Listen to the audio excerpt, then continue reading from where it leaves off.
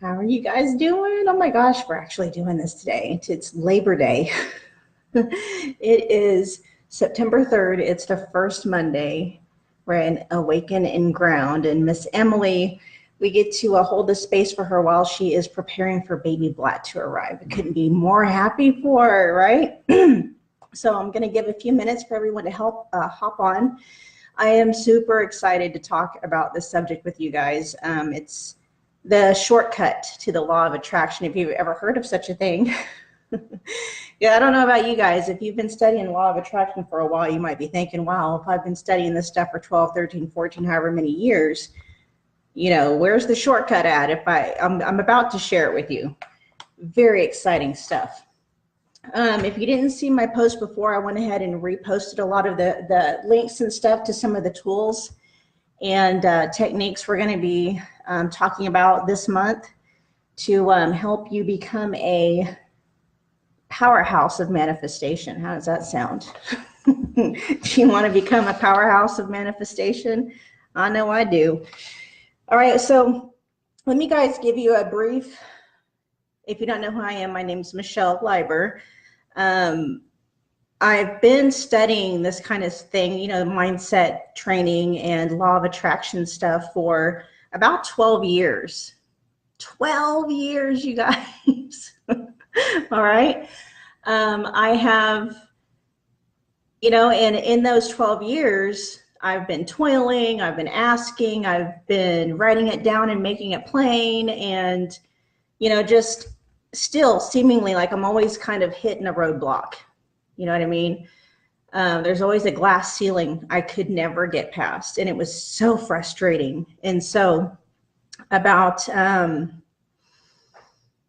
want to say about 3 or 4 months ago, I came across the tool that was like, wow, it gave me the insight that I needed that I didn't have before. Like, why isn't this working? Why isn't all this stuff that I'm, working on? Why am I not seeing the results that I've been implementing, that everybody else is telling me that I need to work on, right? And so that's what I'm going to share with you guys during the month of December, okay? The only thing you'll have to do, honestly, is just maybe invest in some books that you can get from Amazon. Some of the stuff that I'm sharing with you, the authors are providing the information for free. And so all it's going to take for you really is some time, all right? And a little bit of time to master the things that I'm going to share with you. And I'm in the process of mastering them still yet myself. And so don't feel bad, okay? But we're going to get this party started. So let's talk about first some of the problems that a lot of people encounter when they're working with the law of attraction, myself included. This was me up until about 3-4 months ago when I found the tools, okay? So, and I just went online now to kind of see where the general direction still is with the law of attraction. And most materials you come across still talk about the same things, all right? They're still talking about the importance of your mindset. And when they talk about mindset, they mean your mental mindset. And they focus largely upon positive thinking, right? I'm not saying I'm the only one that knows about this. It's not a secret. I'm going to share it with you. And I believe that with the studies that are starting to come out, that it's going to become a lot more mainstream as to why this isn't working for a lot of people. And so, like I said, most articles, books, materials, and things you find online focus on positive affirmation and positive thinking. You've heard them say that, if you ask and you believe, you shall receive, correct? Well, I don't know about you, but I spent a lot of time asking and I thought I was believing, but I wasn't doing a whole lot of receiving. And so that's what we're going to talk about, is how to actually lock in and make it so that you're actually receiving what it is you're asking for. So here's the reason why the law of attraction may not be working for you if you've been trying to implement some of the tools and stuff that you've learned over the years. The problem is, and that a lot of people don't know, is that the law of attraction does not depend on thought alone. right? So positive thinking, while it is very important and there is a place for it in the law of attraction, don't get me wrong, I'm not saying to scrub that. No, it's very important that you know how to think. Very important, okay? But the missing part, so your thought structures and your thought patterns and the way you're thinking is just a very small portion of what makes manifestation work. Very small. And so what science is finding is that, and we'll talk about the actual science briefly here in a second, is that what's missing is the feeling. Emotional mastery. It's not just thinking and asking and believing. You have to actually feel that thing. And what I mean by feeling is, yes, you can have a positive affirmation, and positive affirmations do work if you're using them right. And we'll talk about how to use positive affirmations correctly so that they actually work for you. But what's been missing, the key, the secret that's missing from all of this working is the ability to feel as if this thing is already happening. And what somebody said not too long ago, which was really, really, it was like, wow. They're like, okay, so faith isn't, it's going to happen. That's not what it is. Faith is it has happened. It's already happening now. What you've asked for is already here, right? And so we're going to talk about getting yourself into emotional alignment as much as mental alignment with what it is that you're wanting. So the really cool thing about this is, and science is just now catching up to it, but all of the sages and the ascended masters, all of the gurus of ancient times already knew all of this. They already knew it. I don't have any studies like as far as like in Tibetan stuff or like Buddhism or anything like that, although I'd love to know more information about it. But the text that I am familiar with, that I've studied up until this point, has been a lot of scripture in the Bible. But there's also something called the Lost Gospel of Thomas, which there's a lot of personal teachings from Jesus. And Jesus actually said in the Gospel of Thomas, when you make the two, and I'll tell you what the two is here in a minute, when you make the two as one, you will say to the mountain, move away, and the mountain will move away. Now, there is a scripture in the actual Bible that mirrors that, but it took out an important point. The important point is that you have to make the two as one. And what he meant by that was thought and emotion. Okay, not just the thought. You have to have the two together. You have to marry the thought and the emotion together. Let me see if I can pull up your guys' comments, because I'm not seeing them. Oh, there they are. Awesome. Okay, so if you guys have any questions that pop up and I miss them, I'll try and get to them before the video. And if not, I'll just answer them later, okay?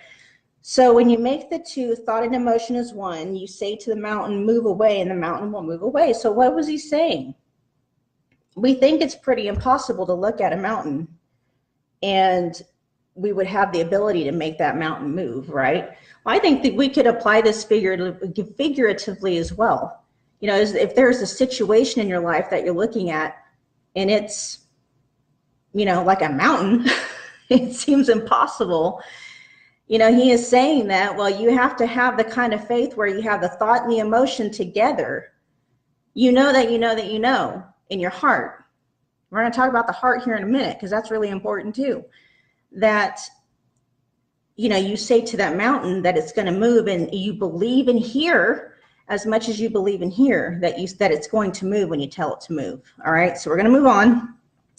You have to marry thought and emotion together, and this is where positive affirmations often go wrong, because they focus more on, the thought process, which is still very important, but we have to also learn how to get the emotional body in it as well, okay?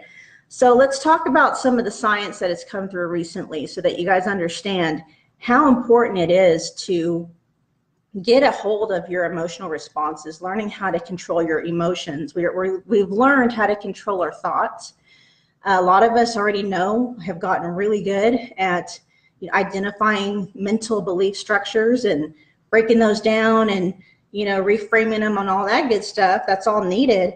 Now we need to do the same thing with our emotional body, because the fact of the matter is that as powerful as our thoughts are, science is showing that our emotional state is actually much stronger, much stronger. Recent studies conducted by the HeartMath Institute, you guys should look them up if you're curious. They're awesome, amazing stuff about the heart. But they've come out with some studies about the power of feeling and the magnetic/electric strength of the heart versus the brain.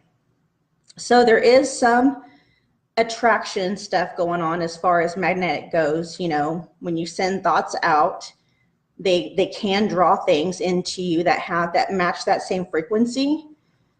But the true manifestation power comes from the emotion that is supposed to be married to that thought.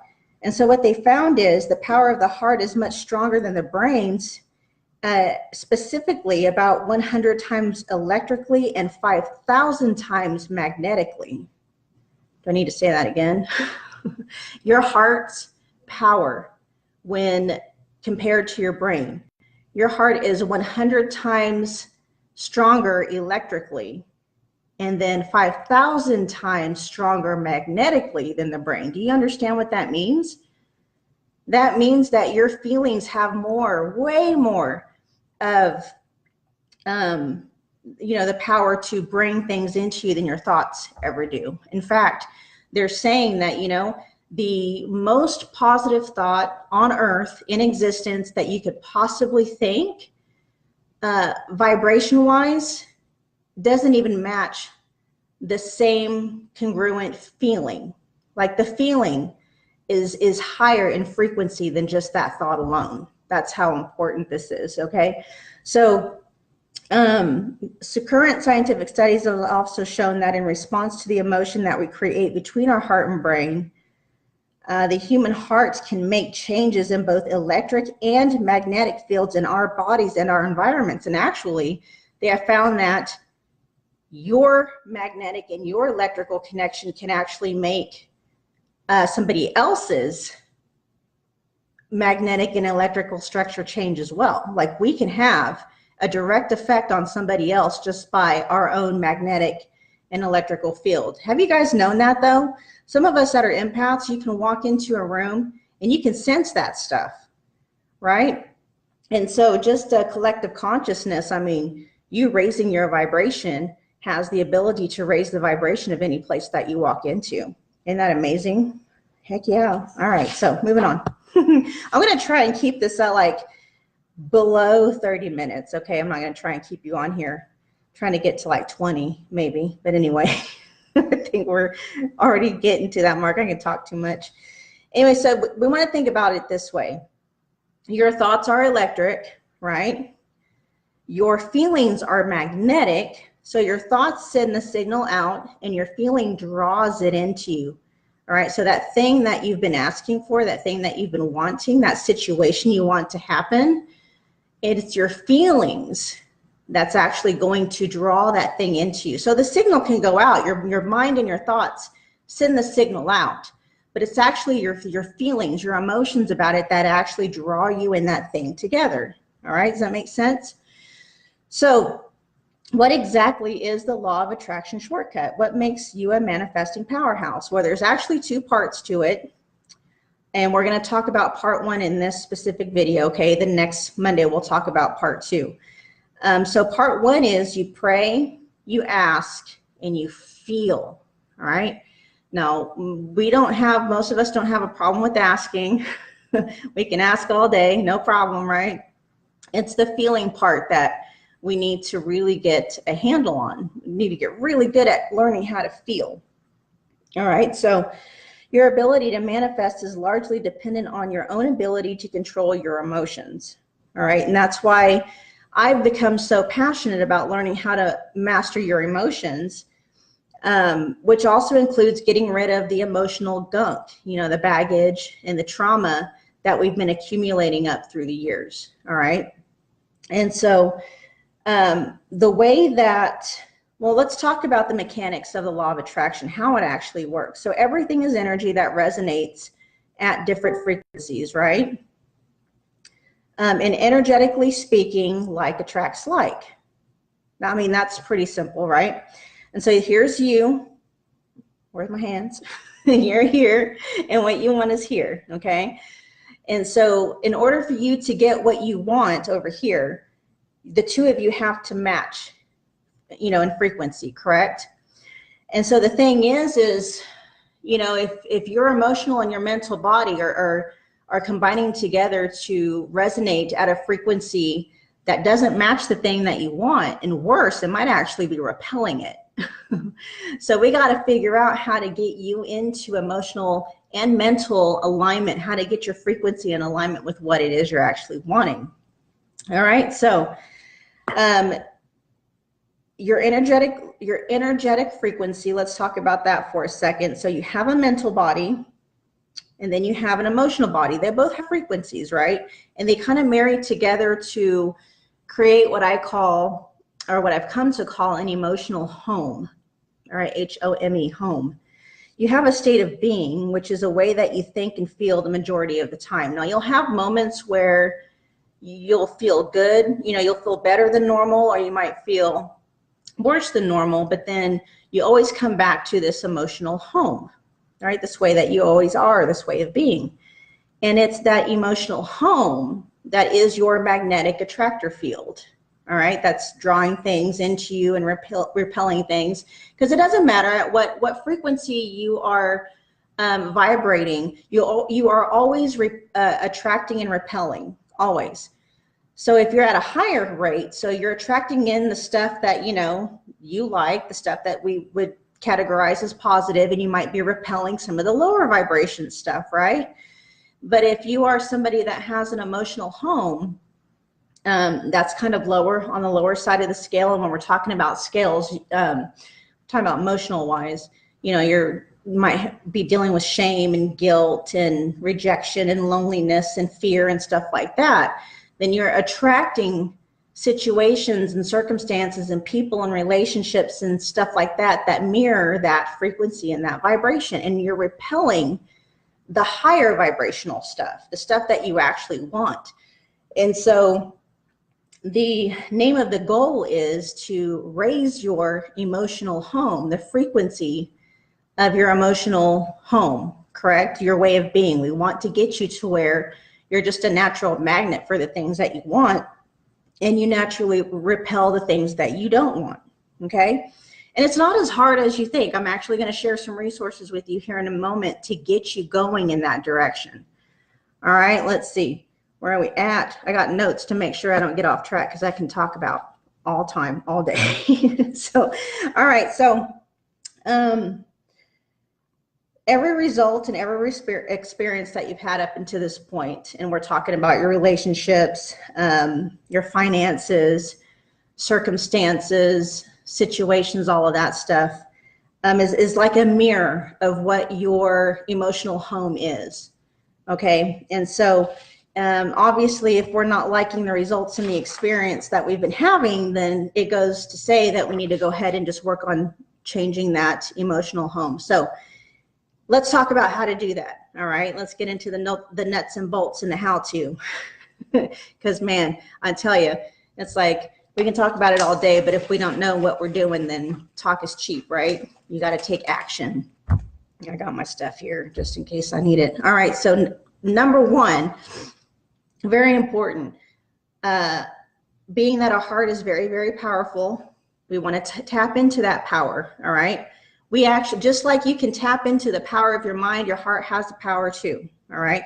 And this is how you do it. So I shared a link there. It's called the Quick Coherence Technique. It was developed by the Heart Math Institute, and it's 2 really quick steps. All right. 2 really quick steps.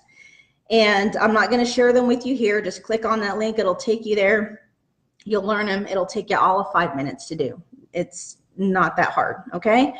But so the Quick Coherence Technique helps you to tap into the power of your heart. All right, so that's number one. We want to start that on a daily basis. I do it anytime I need to get myself centered again, which is often. My life is crazy. I'm a stay-at-home mom of 2 toddlers and a husband that works from home. And I'm building my own business, and so stuff gets crazy for me all the time. And so I don't just use it during meditation. I actually do it during the day. Like I'm about to lose my stuff. If I don't do this, then someone's head's going to get ripped off, and that's not pretty. So the quick coherence technique, trust me, it's a lifesaver. All right, maybe not just for you, but for the people that you live with. Trust me. And so tapping into the power of your heart. So what the quick coherence technique is going to help you do, and it's not, there's more to it than just, or there's more benefit to it than just helping you to raise your vibration. That is awesome, by the way, right? But it's also going to help you to heighten your deep intuition. You know, those of you who are wanting to know how can you increase your connection to your intuitive voice, you know, this is how you do it. This is learning how to tap into that heart space and how to use it at will whenever you want. And so you get answers from your deep intuition on demand. It helps you to increase your vibrational set point, longer periods spent in the now, in the vortex. You've heard of all these things, right? This present moment where joy, peace, and all the good stuff resides. And then it helps you to become a shield against lower vibrations and emotional states to the point where stress just like bounces off you and dissolves. And so just that right there are some of the benefits to doing the quick coherence technique like every day, making it part of your regular meditation practice if you're not already doing it, okay? Very easy. Let's see. And on that note, I'm not sure if you saw my post about it, but I just started a heart coherence ritual like a couple days ago. It just popped into my head. I'm like, ooh, that's a good idea. Because I'm really bad at remembering stuff. And so if it helps me to make it into a habit, all the more power, right? And so all it is, the heart coherence ritual, it's just 2 things. Gratitude journaling before the meditation to get in the mood. Because I don't know about you, but if you're trying to meditate in the middle of the day, you know, it's, for me, it can be difficult to transition from chaos and just screaming kids and yelling and all that stuff to like, whoo, goose fraba, right? It's hard. And so I needed some of that transition time to help me get my mind like calm down. And so I found that gratitude journaling helps to do that. It kind of helps with that buffer zone, that transition. And then you go into your meditation that includes the quick coherence technique. But I just started that a couple of days ago. Let's see. And so the goal is to get into the habit of doing it every day and being able to hold a positive feeling, which activates the heart-brain connection for at least 15 minutes straight. So the longer you can hold that positive feeling, the more powerful it's like a muscle you have to work. You know, the whole point is raising your emotional home to a frequency that's going to start attracting what you want and repelling what you don't want. And so you do this long enough, and eventually that positive feeling that you're having to conjure up at will become your emotional home. All right? Isn't that awesome? That's just like the coolest thing ever. All right, so let's talk about real quick the other resources we're going to talk, because what's important is emotional mastery. That's what we're talking about, okay? Learning how to control, I know, learning how to control your emotional responses, your emotional reactions, not just the ones that are popping up in real time, but dealing with baggage that you may have been dragging along for the last, I don't know, 20, 30, 40, however many years you've been on the earth. Okay, it's really important to get rid of that stuff too. I already shared one of them with you. It's the quick coherence technique. I provided the link in the video caption. Second thing, really important. This has been what helped me find my breakthrough about 3 or 4 months ago. It's called the Sedona method. Let's see if you guys can see that. Oh yeah, cool. There you go. All right, it's just a book. It's a pretty thick book. All right. You can get it on Amazon. It's not that expensive. And then if you are so interested, they also have a workbook you can buy to kind of take with the, the course or, the book. And if you find that the book and the workbook isn't enough, because what you'll find is that we've been so out of practice dealing with our emotions, you're going to get stuck. It's going to happen. Okay. There's nothing wrong with that. There are, Facebook groups for all of these resources that you can join. You can ask questions. They even have the Sedona Method has a website where they have an actual course that you can take where you can pay $25 a month until it's paid off. They want to make it as accessible as possible. Okay. So the Sedona Method is really good for helping you learn how to drudge up. I call it kicking up dust. So it not only helps with the emotional baggage that you may have forgotten about that is just kind of lingering in your subconscious emotional body. It also helps you learn how to deal with the stuff that's coming up in real time, like right now. Okay. It's amazing, but we'll go more into those resources in later videos this month. All right. So the Sedona Method. Second, or the third one, or the third resource is called Loving What Is by Byron Katie. Byron Katie, Byron. I'll put all that stuff in the thing too.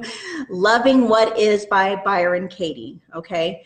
And that's all about belief structures. All right. Mental belief structures. Because what you're going to find when you start getting in there, working on your emotional stuff, trying to let all the emotional baggage go.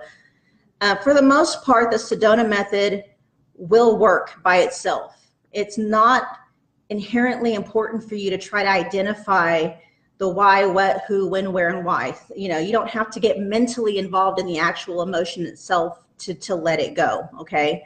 But sometimes you will. Sometimes you will. There's going to be a belief structure and a mental, when I say a belief structure, I mean a mental belief structure that is so strong that you're going to have to undo the thought process that is causing that. Okay. And I'll give you a really quick example. Just a few months ago, my guides actually shared with me what my main issue was that was keeping me from being able to move forward in all areas of my life. And they showed it to me in a dream, and it was through a situation that made me feel a certain way.